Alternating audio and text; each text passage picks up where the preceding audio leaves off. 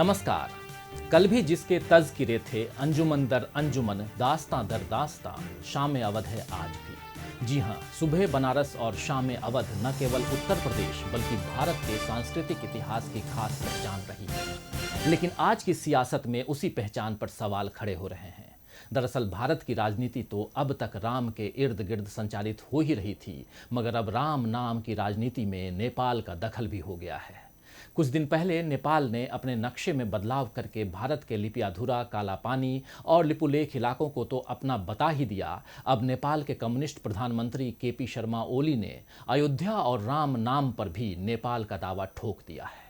इतना ही नहीं, वो तो भारत की अयोध्या को नकली अयोध्या बता रहे हैं। सोमवार को ओली ने कहा कि असली अयोध्या, जिसका प्रसिद्ध हिंदू महाकाव्य रामायण में वर्णन है, वो नेपाल के वीरगंज के पास एक गांव है।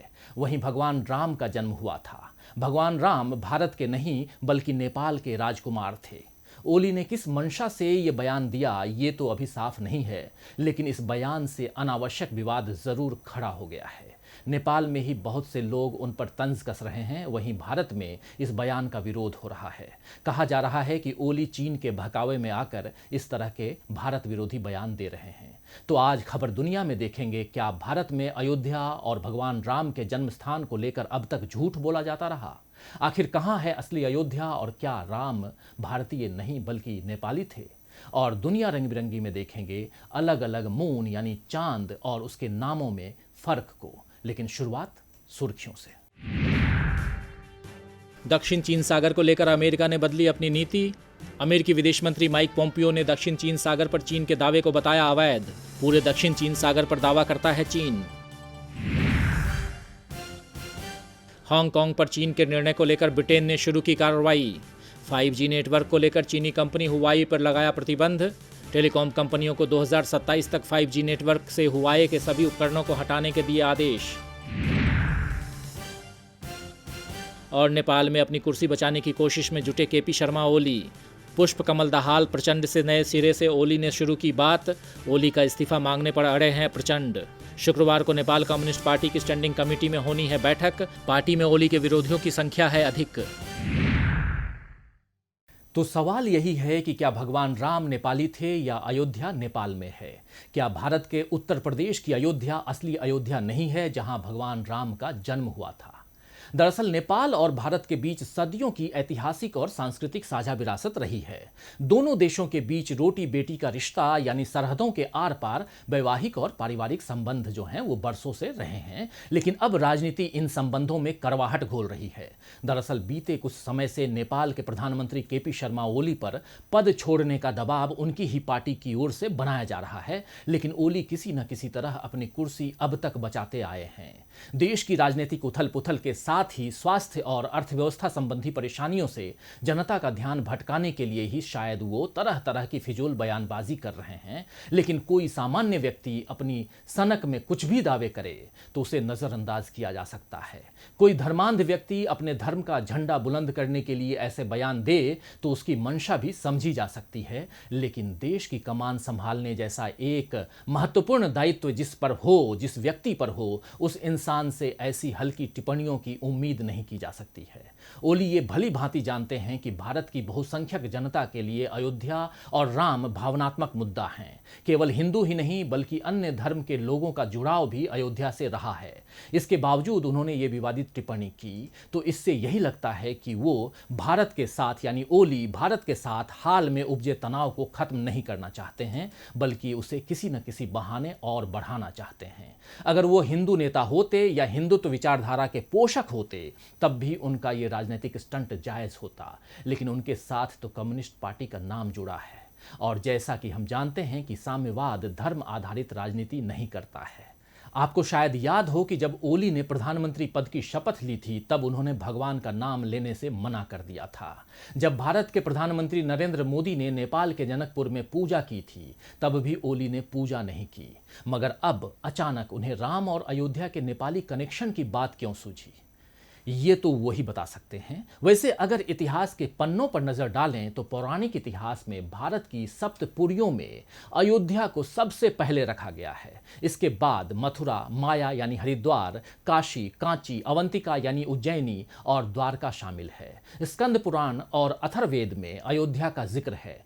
ब्रिटिश काल में भारत का इतिहास लेखन करने वाले पार्जिटर जैसे विद्वान ने ग्रह मंजरी जैसे प्राचीन भारतीय ग्रंथों के आधार पर इनकी स्थापना का काल ईसा पूर्व 2200 के आसपास माना है। हिंदुओं के साथ साथ जैन और बौद्ध धर्मावलंबियों के लिए अयोध्या तीर्थ नगरी रही है।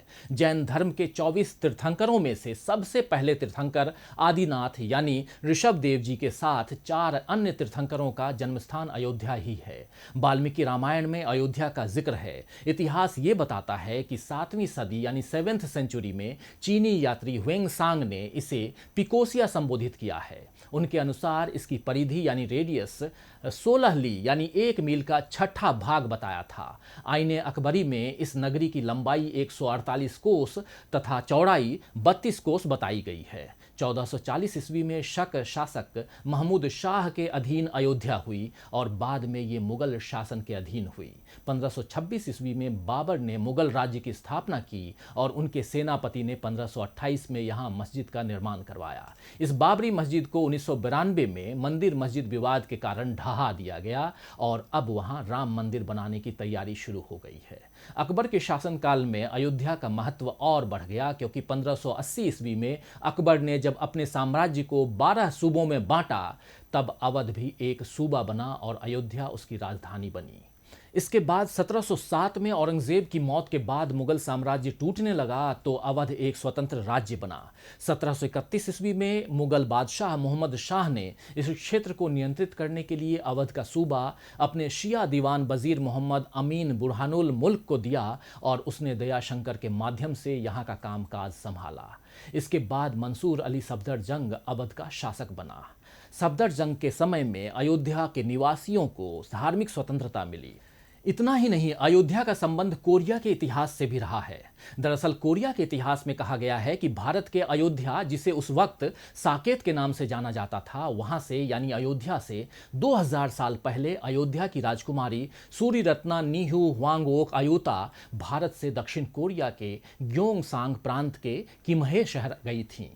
यही वजह है कि आज कोरिया में कारक गोत्र के तकरीबन 60 लाख लोग खुद को राजा किम सूरो और अयोध्या की राजकुमारी के वंशज बताते हैं। इधर चीनी भाषा में दर्ज दस्तावेज सामगुक यूसा में कहा गया है कि भगवान ने अयोध्या की राजकुमारी के पिता को सपने में आकर ये निर्देश दिया था कि वो अपनी बेटी को उनके भाई के साथ राजा किम सूरो से विवाह करने के लिए किम्हे शहर भेजे। अयोध्या और कोरिया के बीच इन्हीं ऐतिहासिक संबंधों की खातिर ही आपको याद होगा कि 2 साल पहले अयोध्या के दीपोत्सव में शामिल होने के लिए दक्षिण कोरिया के राष्ट्रपति मून जे इन की पत्नी किम जोंग सुक भारत आई थीं। उधर थाईलैंड में भी एक अयोध्या है, लेकिन वहां से ये दावा कभी नहीं हुआ कि उनका अयोध्या असली है और भारत का नकली। और तो और अयोध्या नगरी के साथ सरयू का जिक्र होना भी जरूरी है क्योंकि अयोध्या में सरयू नदी बहती है जिसका जिक्र रामायण में कई जगह है। लेकिन केपी शर्मा ओली ने नेपाल में असली अयोध्या का दावा तो कर दिया, लेकिन सरयू नदी के नाम पर वो किस नदी का जिक्र करेंगे ये देखना होगा। और जब बात अयोध्या की निकली है तो ऐसे कई दावे प्रतिदावे सामने आएंगे जिसमें ओली साहब खुद को घिरते हुए महसूस करेंगे। इसीलिए बेहतर है कि कॉमरेड ओली अपनी विचारधारा की राजनीति करें और खुद को धर्म की सियासत से दूर रखें, और यही तो उनकी पार्टी का मूल मंत्र भी है। तो ये थी असली अयोध्या पर नकली दावे की कहानी, और अब अंत में एक खबर दुनिया रंग बिरंगी से। तो दोस्तों, चांद का नाम आते ही पूर्णिमा का चांद, ईद का चांद, दूज का चांद या 14वीं का चांद, यानी ये सारे नाम हमारे जहन में आ जाते हैं और हम इसमें फर्क को भी महसूस करते हैं। लेकिन क्या आप ब्लू मून, ब्लड मून और सुपर मून के फर्क को भी जानते हैं? जी हाँ, once in a blue moon मुहावरे का इस्तेमाल करते हुए आपने लोगों से सुना होगा। इसका इस्तेमाल किसी ऐसी घटना के लिए किया जाता है जो कभी कभार ही होती है।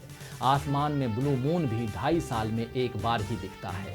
2.5 साल में एक बार ऐसा होता है जब एक ही महीने में 2 बार पूर्णिमा का चांद दिखता है। कुछ वैसे ही जैसे 4 साल बाद एक बार फरवरी में एक दिन ज्यादा होता है। पूर्ण चंद्र ग्रहण के दौरान कई बार चांद लाल रंग का दिखता है। इस लाल रंग के कारण ही इसे ब्लड मून कहा जाता है। इस ग्रहण के दौरान धरती चांद और सूरज के बीच से कुछ इस तरह से गुजरती है कि कुछ देर के लिए चांद पर सूरज की जरा सी भी रोशनी नहीं पड़ती है। आपने देखा होगा कई बार पूर्णिमा का चांद बहुत ही बड़ा दिखाई पड़ता है। इसे सुपर मून कहा जाता है। चांद का आकार कैसा दिखेगा ये धरती से उसकी दूरी पर निर्भर करता है। जब वो धरती के सबसे करीबी बिंदु तक पहुंच जाता है तब पूर्णिमा का चांद सुपर मून कहलाता है। ये सामान्य चांद से 14% बड़ा और 30% ज्यादा चमकीला होता है। इसके अलावा flower moon, harvest moon, super blood moon, super blue blood moon के नाम से भी चांद में फर्क किया जाता है। तो आज खबर दुनिया में बस इतना ही। देखते रहिए डीबी लाइव। नमस्कार।